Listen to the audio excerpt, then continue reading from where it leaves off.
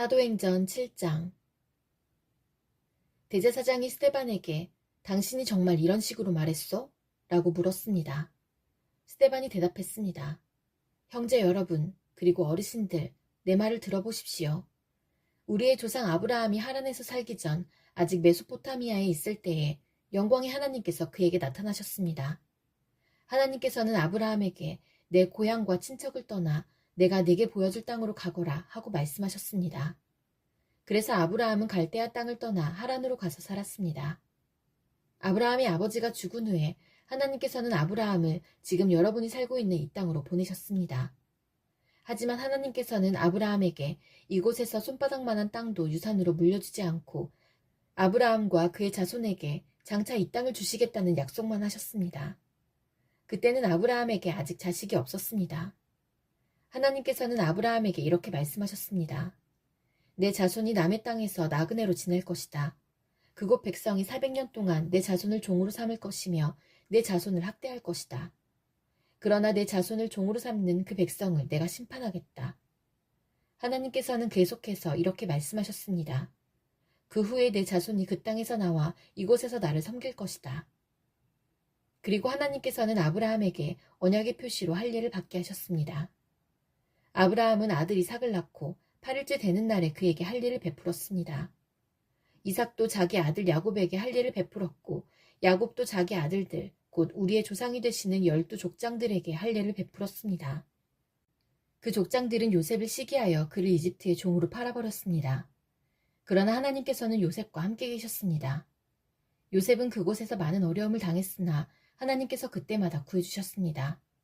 또 하나님께서 요셉에게 지혜를 주셔서 이집트 왕 파라오에게 사랑을 받게 하셨습니다. 이집트 왕은 요셉을 총리로 삼아 이집트와 왕궁을 다스리게 했습니다. 그때 온 이집트와 가나안 땅에 큰 가뭄이 들어 사람들이 몹시 고통을 당했습니다. 우리 조상들도 먹을 것이 없었습니다. 그러다가 야곱이 이집트에 곡식이 있다는 말을 듣고 처음으로 우리의 족장들을 이집트로 보냈습니다. 그들이 두 번째로 이집트에 갔을 때에 요셉의 형제들에게 자기의 정체를 밝혔습니다.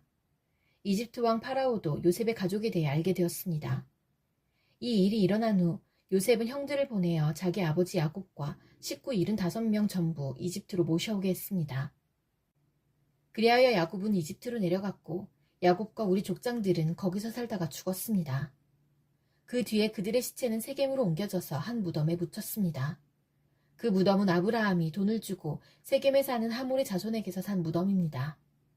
하나님께서 아브라함에게 하신 약속이 이루어질 때가 가까워졌을 때에 이집트에 살고 있는 우리 민족의 수는 크게 늘어났습니다. 그러다가 요셉을 알지 못하는 새 왕이 이집트를 다스리기 시작했습니다. 이 왕은 교묘하게 우리 백성을 속였고 우리 조상들을 학대하여 갓난 아기들을 내다버려 죽이라고 명령을 내렸습니다. 이 시기에 모세가 태어났습니다. 모세는 평범한 아기가 아니었습니다. 모세의 부모는 그를 3달 동안 집에서 숨겨 길렀습니다. 그러나 더 이상 숨길 수가 없어서 모세를 밖에 내다버리자 파라오의 딸이 모세를 데려다가 자기의 아들로 삼아 길렀습니다. 모세는 이집트 사람들의 모든 지혜를 배워 말이나 행동에서 뛰어난 능력을 나타냈습니다. 모세가 40세가 되었을 때 그는 자기 동족인 이스라엘 백성을 돌보아야겠다는 마음이 들었습니다. 모세는 어떤 이스라엘 사람이 이집트 사람에게 억울한 일을 당하는 것을 보았습니다. 그는 이스라엘 사람을 보호하려고 이집트 사람을 때려 죽여 원수를 갚아주었습니다. 모세는 자기 동족들이 하나님께서 자기를 사용하여 그들을 구원해 주신다는 것을 깨달을 것이라고 생각했습니다. 하지만 그들은 깨닫지 못했습니다. 이튿날 모세는 이스라엘 사람 2명이 서로 싸우는 것을 보고 그들을 화해시키려고 이렇게 말했습니다. 여러분, 당신들은 같은 동포인데 어찌하여 서로를 해치려고 합니까? 그러자 동료에게 해를 입히던 사람이 모세를 떠밀며 말했습니다. 누가 당신을 우리의 지도자와 재판관으로 세웠소? 어제 이집트 사람을 죽인 것처럼 오늘은 나를 죽일 참이요? 모세는 그 말을 듣고 이집트를 떠나 미디안 땅으로 도망쳤습니다. 모세는 그곳에서 나그네로 살면서 아들을 2 낳았습니다. 40년이 지난 뒤에 시내산 근처에 있는 광야에서 한 천사가 가시나무 떨기불꽃 가운데 모세에게 나타났습니다. 모세가 그 모습을 보고 놀라 좀 더 자세히 살펴보려고 가까이 다가갔을 때 주님의 음성이 들려왔습니다. 나는 너의 조상의 하나님, 곧 아브라함의 하나님, 이삭의 하나님, 야곱의 하나님이니라. 모세는 두려워 떨기 시작했습니다. 감히 얼굴을 들어 소리나는 곳을 바라보지 못하였습니다. 그때 주님께서 모세에게 말씀하셨습니다. 내 발에 신을 벗어라. 내가 서 있는 곳은 거룩한 곳이다. 나는 이집트에 있는 내 백성이 학대받는 것을 보았고 그들이 부르짖는 소리를 들었다. 나는 내 백성을 해방시키러 내려왔다. 이제 내가 너를 다시 이집트로 보내겠다. 하나님께서 보내신 이 모세는 이스라엘 백성들이 누가 당신을 우리의 지도자와 재판관으로 세웠소? 라고 하면서 저버린 바로 그 모세입니다. 하나님께서는 떨기나무 가운데 그에게 나타난 천사를 통하여 이 모세를 지도자와 해방자로 삼으시고 그들에게 보내셨습니다. 그래서 모세는 백성들을 이집트에서 이끌어냈습니다. 모세는 이집트에서, 홍해에서, 그리고 40년 동안 광야에서 많은 기적과 표적을 행하였습니다. 바로 이 모세가 이스라엘 백성에게 하나님께서 너희 가운데서 나와 같은 예언자를 세워주실 것이다 라고 말한 사람입니다. 이 모세는 시내산에서 그에게 말씀을 전해주던 천사와 우리 조상들과 함께 광야 교회에 있었습니다. 모세는 생명의 말씀을 받아 우리에게 전해주었습니다. 그러나 우리 조상들은 모세에게 순종하기를 거부하고 모세를 저버렸습니다. 그들은 마음속으로 이집트로 돌아가려 했습니다. 그들은 아론에게 우리를 이집트에서 인도해낸 모세에게 무슨 일이 생겼는지 모르겠으니 우리를 인도할 신을 만들어 주십시오 라고 말했습니다. 그들이 송아지처럼 생긴 우상을 만든 것이 바로 그때였습니다. 그들은 송아지 우상에게 제물을 바치고 자기들의 손으로 만든 것을 섬기며 즐거워하였습니다. 그러자 하나님께서는 그들에게서 돌아서시고 그들이 천체들을 섬기게 내버려 두셨습니다. 그것은 예언자들의 책에 적힌 것과 같습니다. 이스라엘 백성아, 너희가 광야에 40년 동안 있을 때에 나에게 희생제물과 예물을 가져온 적이 있느냐? 너희는 너희가 예배하려고 만든 몰록의 신당과 별의 신 레판의 우상들을 섬겼다. 그러므로 내가 너희를 바빌론 저편으로 포로로 보낼 것이다. 우리 조상들이 광야에서 지낼 때에 증거의 장막이 그들 곁에 있었습니다. 그 장막은 하나님께서 모세에게 명령하셔서 만들게 하신 장막입니다. 이 장막은 모세가 하나님께서 보여주신 모형을 따라 만든 것입니다. 그 후에 여호수아의 인도에 따라 우리 조상들이 이 장막을 가지고 가나안 땅에 들어갈 때에 하나님께서 그 땅에 살고 있던 여러 민족을 쫓아내셨습니다. 이 장막은 다윗 시대까지 그 땅에 있었습니다. 다윗은 하나님 앞에서 은혜를 받은 사람이었습니다. 다윗은 야곱의 집을 위해 하나님의 처소를 짓게 해달라고 간구하였습니다. 그런데 정작 하나님을 위해 집을 지은 사람은 솔로몬이었습니다. 하지만 예언자가 말한 것처럼 가장 높으신 하나님께서는 사람이 손으로 지은 집에 살지 않으십니다. 주님께서 말씀하셨다. 하늘은 내 보좌요, 땅은 내 발판이다. 너희가 나를 위해 무슨 집을 지을 수 있겠느냐? 내가 쉴 곳이 어디겠느냐? 이 모든 것이 다 내가 만든 것이 아니냐? 고집센 사람들이여, 여러분들의 마음은 어찌 그리 완악하며 귀는 꽉 막혔습니까? 여러분들은 여러분의 조상들처럼 항상 성령을 거역하고 있습니다. 여러분의 조상들이 핍박하지 않은 예언자가 한 사람이나 있었습니까? 그들은 심지어 의인이 올 것을 예언한 사람들을 죽이기까지 했습니다. 이제 여러분은 바로 그 의인조차도 알아보지 못하고 배반하여 죽였습니다. 여러분은 천사들이 전해준 모세의 율법을 받고도 그것을 지키지 않았습니다. 공의회 의원들은 스데반이 하는 말을 듣고 몹시 화가 나서 스데반을 보며 이를 갈았습니다.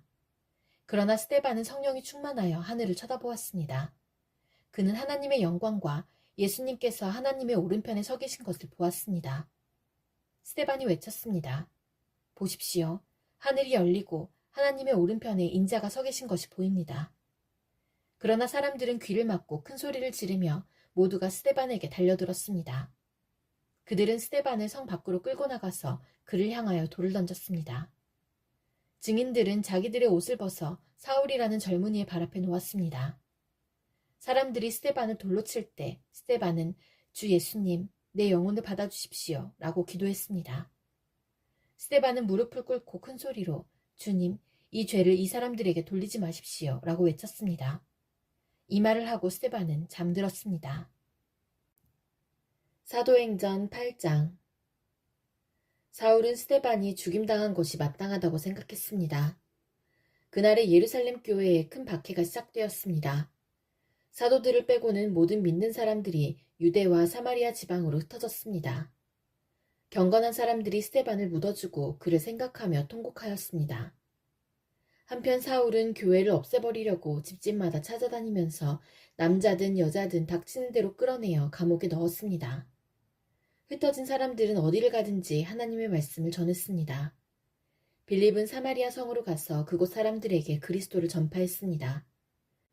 사마리아 사람들은 빌립이 하는 말을 듣고 그가 행하는 기적을 보자 한 마음으로 빌립의 말을 귀담아 들었습니다. 이는 그가 악한 귀신에 사로잡힌 사람들에게서 그 귀신들을 쫓아냈기 때문입니다. 귀신들은 소리를 지르며 몸에서 빠져나갔습니다. 빌립은 중풍에 걸린 사람과 다리 저는 사람들도 많이 고쳐주었습니다.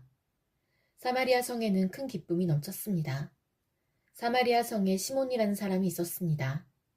빌립이 사마리아에 오기 전만 해도 시몬은 성에서 마술을 하면서 사람들을 놀라게 하기도 하고 스스로 위대한 인물이라고 하면서 잘난 체 하던 사람이었습니다.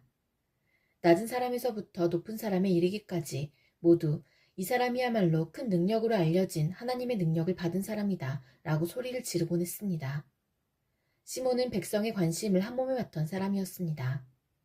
시몬이 오랫동안 마술로 사람들을 놀라게 했기 때문에 사람들이 그를 따랐습니다.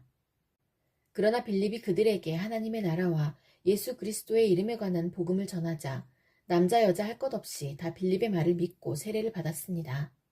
시몬도 믿고 세례를 받았습니다. 그는 빌립을 따라다니며 빌립이 일으키는 표적과 큰 능력을 보고 놀랐습니다. 사마리아 사람들이 하나님의 말씀을 듣게 되었다는 소식을 듣고 예루살렘에 남아있던 사도들은 베드로와 요한을 그들에게 보냈습니다. 사마리아에 도착한 베드로와 요한은 사마리아 사람들이 성령을 받게 해달라고 기도했습니다. 이는 그들이 주 예수님의 이름으로 세례만 받았을 뿐 아직 그들에게 성령이 내려오시지는 않았기 때문입니다. 두 사도가 그들에게 손을 얹자 사마리아 사람들이 성령을 받았습니다. 시몬은 사도들이 손을 얹자 성령이 내려오시는 것을 보고 사도들에게 돈을 주면서 이런 권능을 내게도 주셔서 내가 손을 얹는 사람도 성령을 받을 수 있게 해주십시오 라고 말했습니다. 베드로가 그에게 대답했습니다. 그대가 하나님의 선물을 돈으로 살 수 있다고 생각했으니 그대는 돈과 함께 망할 것이요. 그대의 마음이 하나님 앞에서 바르지 못하니 그대는 이 일을 우리와 함께 할 수 없소. 그대는 이 악한 생각을 회개하고 주님께 기도하시오. 그러면 그대 마음속에 품고 있는 이런 생각을 주님께서 용서해 주실지도 모르오. 내가 보니 그대는 악한 뜻을 품고 있으며 죄에 사로잡혀 있어. 그러자 시몬이 대답했습니다. 두 분이 하신 말씀이 제게 일어나지 않도록 저를 위해 기도해 주십시오. 베드로와 요한은 주님의 말씀을 증언하고 전한 뒤에 예루살렘으로 돌아갔습니다. 그들은 돌아가는 길에도 사마리아의 여러 마을에 들러 복음을 전했습니다. 주님의 천사가 빌립에게 말했습니다. 일어나 예루살렘에서 가사로 내려가는 남쪽 길로 가거라. 그 길은 광야길이다. 빌립이 일어나 가다가 길에서 에티오피아 사람 하나를 만났습니다. 그는 에티오피아의 여왕 간다게의 높은 관리로서 여왕의 재정을 맡은 사람이었는데 넷이었습니다. 그는 예루살렘에 예배드리러 왔다가 본국으로 돌아가는 길이었습니다. 그는 마차에 앉아서 예언자 이사야의 글을 읽고 있었습니다. 성령이 빌립에게 저 마차로 가까이 가거라 하고 말씀하셨습니다. 빌립이 달려가서 그 사람이 예언자 이사야의 글을 읽는 것을 듣고 지금 읽고 있는 것을 이해하십니까? 라고 물었습니다. 그는 가르쳐주는 사람이 없는데 제가 어떻게 이해할 수 있겠습니까? 라고 대답했습니다. 그는 빌립에게 마차에 올라와 자기 곁에 앉으라고 부탁했습니다. 그가 읽던 성경 구절은 이것이었습니다. 그는 도살장으로 가는 양처럼 끌려갔다. 털을 깎는 사람 앞에 있는 양처럼 잠잠했으며 입을 열지 않았다. 그는 모욕을 당하고 바른 재판을 받지 못했으니 누가 감히 그의 후손에 대해 말할 수 있단 말인가. 이 땅 위에서 그의 삶은 끝났다. 에티오피아 내시가 빌립에게 물었습니다. 이 말은 누구를 두고 한 말입니까? 예언자 자신을 두고 한 말입니까? 아니면 다른 사람을 두고 한 말입니까? 빌립이 입을 열어 이 성경 구절로부터 시작해서 그 사람에게 예수님에 관한 복음을 전했습니다. 그들이 길을 가다가 물이 있는 곳에 이르자 내시가 말했습니다. 보십시오. 여기 물이 있습니다. 제가 세례를 받는데 장애될 만한 것이 있습니까? 내시는 마차를 세우게 했습니다. 빌립은 내시와 함께 물로 내려가 그에게 세례를 베풀었습니다. 그들이 물에서 올라오니 주의 영이 순식간에 빌립을 어디론가 데려가셨습니다. 내시는 빌립을 다시 보지 못했습니다. 하지만 그는 기쁨에 차서 가던 길을 계속 갔습니다. 빌립은 아수도라는 성에 나타나 거기에서부터 가이사랴에 이르기까지 온 마을을 다니면서 복음을 전했습니다.